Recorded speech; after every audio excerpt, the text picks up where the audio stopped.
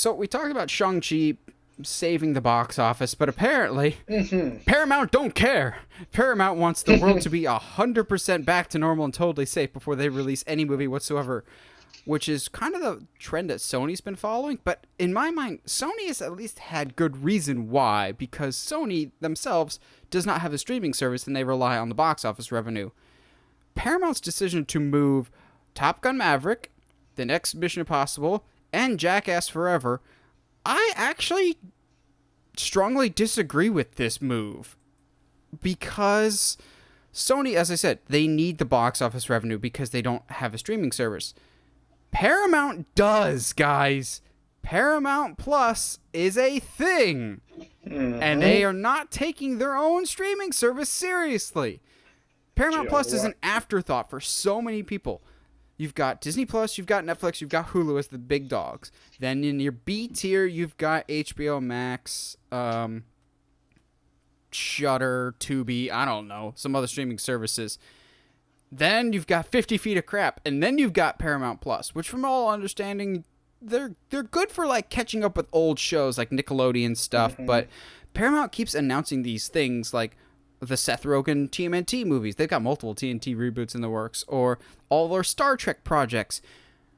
Are you serious about this streaming service or not? Now, I've been decrying for a while movies being day and date release, but at least some of these can go on your streaming service. Like, don't get me wrong, I was not looking forward to Jackass Forever, but that one would be a perfect one to put on Paramount Plus. Don't delay it anymore. Just say, now exclusively playing on Paramount Plus. We're getting a Paranormal Activity later this year on Paramount Plus. This is a move that I really do not understand. Sony, sure, I get it. They more or less lend out their IPs to other people. Paramount Plus, are you actually being serious about wanting your product to do well? Maybe you charge like $10-15 for people to watch it on Paramount Plus. I know we decry that strategy, but you've got to do something. And this is just bizarre to me. Like, this also, keep in mind, this announcement was made like a day or two before we found out about Shang-Chi's box office. So now Paramount looks real dumb of going, all right, we don't think the box office is safe. We're going to delay some of our highest profile movies and Jackass. So then Shang-Chi comes out and destroys the box office. Now Paramount's just going, balls. Like, there's no way they look good in this, man, right? Or do you see different? No, I'm kind of with you. I think you're underestimating the appeal of Jackass. Oh, no. Yeah, I'm saying that because Jackass, I think it would do well on Paramount Plus because I think as a movie, make a solid 50 to 75 million. Like, I think there is an audience for it, but it's not as high profile as Mission Impossible or Top Gun. I think those two movies, because they're bigger budgets, are more... That's fair. Okay. Jackass will make its money back because it has a budget of like $2. So, but don't get me wrong, I understand that Jackass will always have a market, despite people eye rolling at the trailer and going, even me who didn't watch... such a great trailer. I don't mind the trailer because even as someone that didn't watch Jackass, I've never seen a single movie, you kind of do get that nostalgia from the way that they play off the trailer of going, just get your buddies together and watch some dumb movie like you used to. I'm like, I understand that a lot, and I think that's a smart play for that trailer, but I don't understand the rationale. That to me is a movie that would fit well on streaming, but... Yeah, I see, and even then, I think pushing it back that far, that feels like a summer movie. That feels like, hey, it's summer, for the sake of it, let's go see Jackass Forever like we used to as kids, or let's go see, even like Top Gun Maverick feels like a great summer movie to go see with your dad that you haven't talked to. You're back home from college from your first year or second year or whatever. Time to spend some time with your dad because you realize that your relationship isn't that strong. And then, not speaking from experience, don't worry about it. That got very dark real quick, man. Josh is going through some things, man. I feel like to push it that far back is And by extension, we're moving Mission Impossible from the summer to now a fall movie, which is bizarre. That's so weird. That's a summer movie, which is crazy. 10 years ago, we would not be saying summer was a good time for movies, but like that is a summer movie. Like 10, 15 years, like summer movies. Summer is always really the best time for movies, though. Nah, now it is.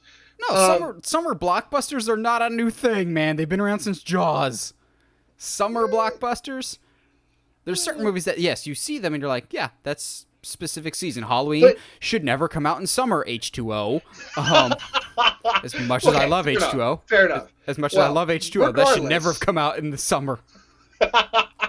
I still feel that Mission Impossible that's a summer movie just as much as James Bond is. Yeah. And which is now a fall release. I know, which I think James Bond, you can kind of get away I don't know. with James doing Bond I the can always fall. see as a Thanksgiving type movie. Yeah, like you're in town to see your family, you and your cousin's going to go see some trash movie, so you go watch a James Bond movie. Whoa! Anyway, but wow. I think especially Somebody's spitting Josh's coffee today. Boo, boo, boo. Too bad I'm not having coffee. I'm having a Monster. Anyway, Not a bang? No, Bang's not today. I was working 2 jobs for like a week, and I was like, I'm gonna need something to keep me going. And for some reason, my brain was like, hey, you know those mango juice Monsters? Let's get like a 12-pack of those. And so and drink I'm them just all like, at once.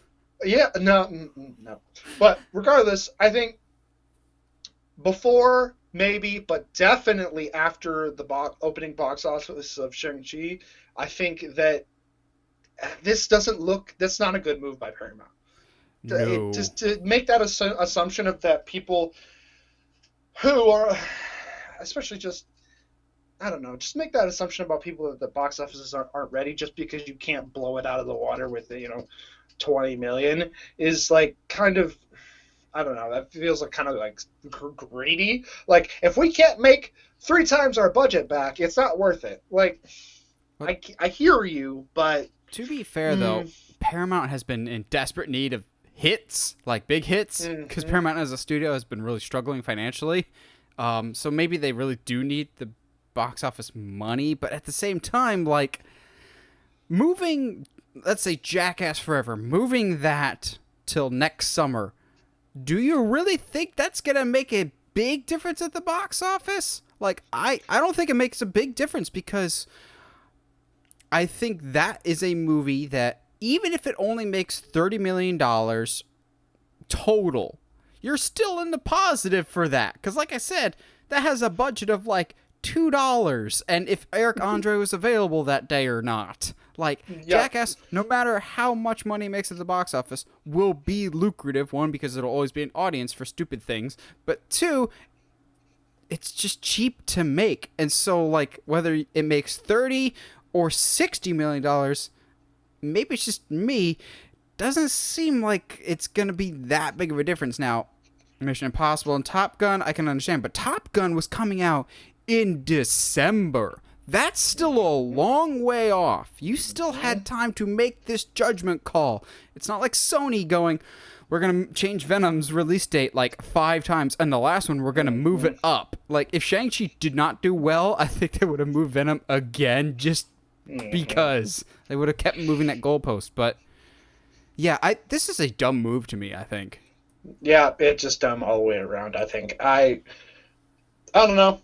I think it just, even no matter how much money you're getting back from Jackass, like, it just feels like, I mean, use the example of New Mutants. Of, like, everybody is super, I'm not going to say super hyped, but, like, the community that wants to see Jackass is like, super excited about it. And it's, like, and then you just moved it back a year, and you just hope that they're still going to go see it. I mean, they probably will, because we're all stupid, but that's not the point. But you know what I'm saying? Like, it just, I don't know.